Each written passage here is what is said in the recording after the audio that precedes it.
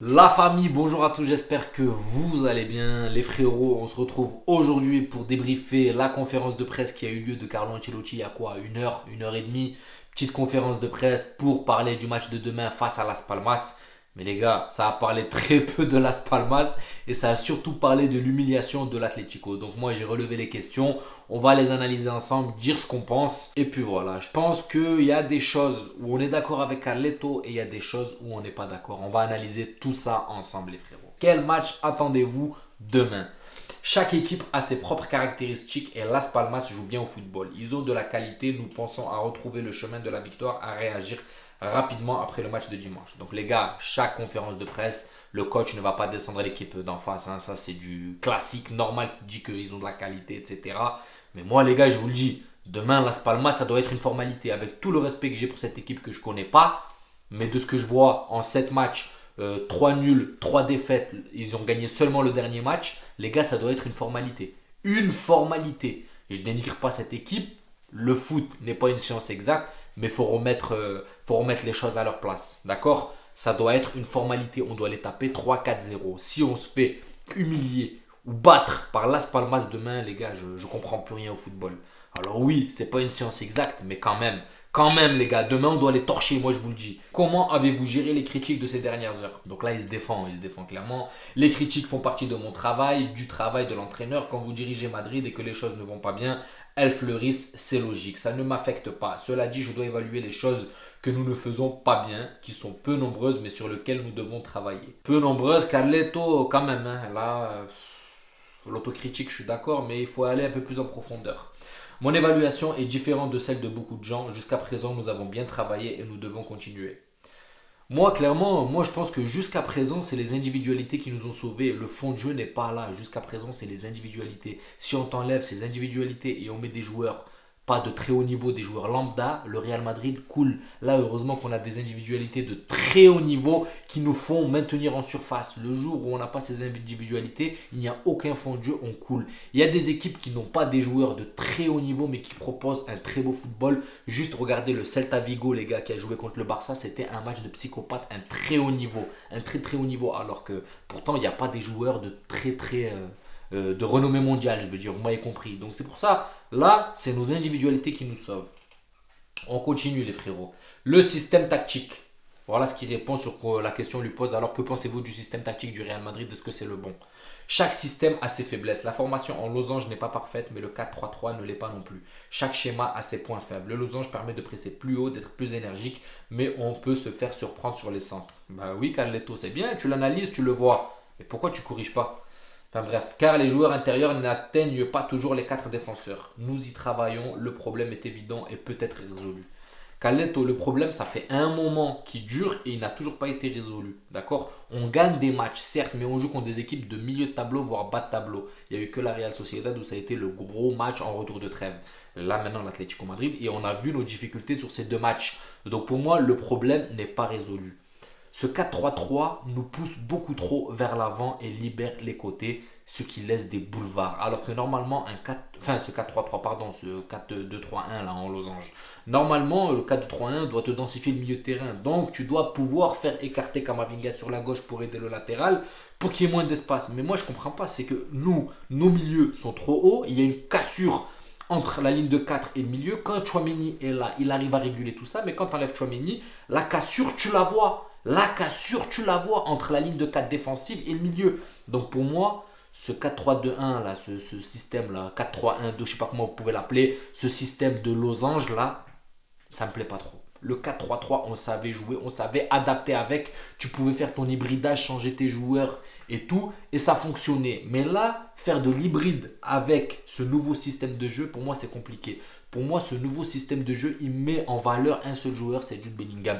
Mais ça a perturbé un peu les autres. Clairement, les gars, c'est mon point de vue. Ça aide Jude Bellingham. Pourquoi? Parce que ça lui permet de jouer plus haut, d'être plus offensif, de mettre des buts. Ok, tant mieux. Mais le problème, c'est que tu déstabilises tout le reste. Tout le reste. Ils n'ont pas l'habitude de jouer, donc il faut un temps d'adaptation. Où en sont Carvajal, Güler et Vinicius? Alors ça, les gars, Vinicius, vivement qu'ils reviennent. Carvajal, pareil, parce que Lucas Vasquez, moi, j'en peux plus. En 2 matchs, il m'a déjà Voilà les gars, moi je peux plus. Alors ils sont disponibles, c'est une très bonne nouvelle, c'est un grand signe. Demain ils seront prêts, mais j'évaluerai les minutes à leur donner. Souhaitez-vous une prolongation de contrat? Moi clairement les gars, je pense que Xabi Alonso, voilà, son téléphone il est en train de sonner là et à mon avis je pense que c'est sa dernière saison au Real Madrid. Lui, il répond, je suis très heureux ici, tout le monde le sait, mais ce n'est pas le moment de parler de ça. Donc tu sais que tu es sur la sellette, frère. Si tu gagnes rien, tu vas gicler. Et même si tu gagnes, je pense que cette place est dédiée à Xabi Alonso. 5 des 6 buts encaissés l'ont été dans les 20 premières minutes. Comment un entraîneur peut-il travailler là-dessus? Que peut-on faire? En soulignant que c'est quelque chose qui s'est produit trop souvent, en insistant dessus. Nous devons changer d'attitude dans les premières minutes, nous le savons. Mais frère, ça fait 6 matchs que ça se passe comme ça. Ok, juste avant, on n'a pas encaissé beaucoup. Mais à chaque fois qu'on encaisse, c'est durant ce lapsus de temps. Les 5 premières minutes. Là, ils prennent large en disant les 20 minutes. Mais c'est souvent entre 5 et 10 minutes ou entre 0 et 5. Donc pour moi, c'est juste que l'équipe ne rentre pas dans le match concentré en fait. L'équipe n'est pas concentrée. Et certes, ils ont cette capacité de pouvoir remonter le score, de pouvoir faire des remontadas. Mais là, face à l'Atlético Madrid, ils ont clairement vu que ce n'était pas possible parce qu'on a une équipe qui défend bloc bas et qui défend super compact. Donc tu ne pourras pas trouver de l'espace. Voilà, là, l'Atlético Madrid nous a montré que tu as beau faire des remontadas à la Real Sociedad ou à Gérone ou à qui tu veux. Là, quand tu as une équipe qui défend bien, ben, tu ne pourras rien faire. C'est pour ça qu'il faut arrêter de se prendre des buts et d'espérer des remontadas. Parce que ça va pas marcher tout le temps, les frères. Ou espérer que Jude Bellingham nous mette un but de dernière minute pour nous sauver les couilles à chaque fois, ça ne marchera pas tout le temps. Il faut que l'équipe rentre concentrée. Concentrée, les gars, ça arrive tout le temps. Je pète les plombs à chaque fois quand je regarde un match du Real Madrid. Je prie pour pas qu'il y ait de but dans les 5 premières minutes. Une fois que la première vague est passée, les 5 premières minutes sont passées, là, ça y est, ça se développe, le jeu prend en place, ça y est, ça commence un peu.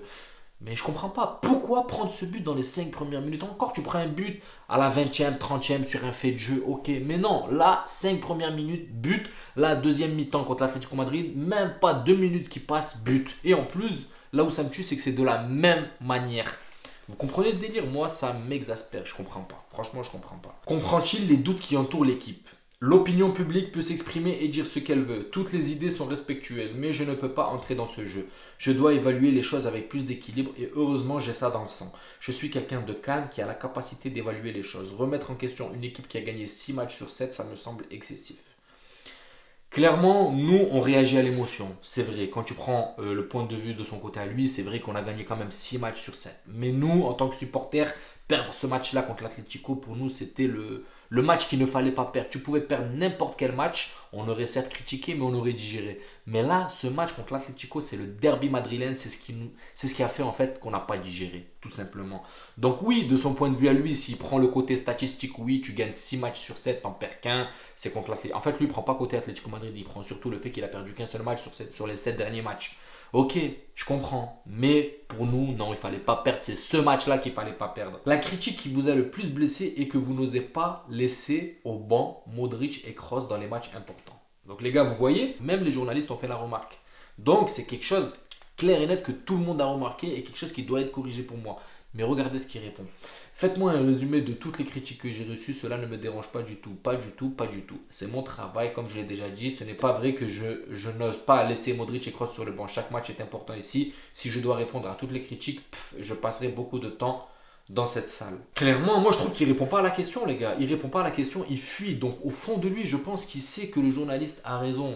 A raison et je pense qu'il fuit la question. Et nous, supporters, frères, on a compris que là, Kroos ou Modric, il y en a un des deux qui doit rester sur le banc. Maintenant, on va voir la compo alignée face à Las Palmas. Enfin bref, voilà, dites-moi ce que vous pensez, vous, de cette conférence de presse de Carlo Ancelotti. Est-ce que pour vous, il y a une remise en cause de ses erreurs ou il a juste dit ce qu'il fallait dire en conférence de presse en plus? En tout cas, moi, on peut encore lui laisser le bénéfice du doute, les frères. La saison est longue, c'est son premier faux pas. Certes que sur le fond de jeu, je suis d'accord avec vous, moi aussi je l'ai remarqué, c'est pauvre dans le fond de jeu, mais on lui fait quand même confiance, c'est le coach, il a gagné la Ligue des Champions, on a un très bon effectif, il y a quelques manques, mais on peut faire quelque chose, la famille, j'ai confiance. Maintenant demain, comme je l'ai dit, Las Palmas, les frères, c'est une formalité. Il faut les éclater, il faut faire comme le Barça, commencer à mettre des 5-0 et arrêter de gagner par un but d'écart. Voilà la famille, j'espère que cette vidéo vous plaira. N'hésitez pas à vous abonner et à liker. On se retrouve demain pour débriefer ce match contre Las Palmas. Et je vous souhaite une bonne journée. Ciao la famille.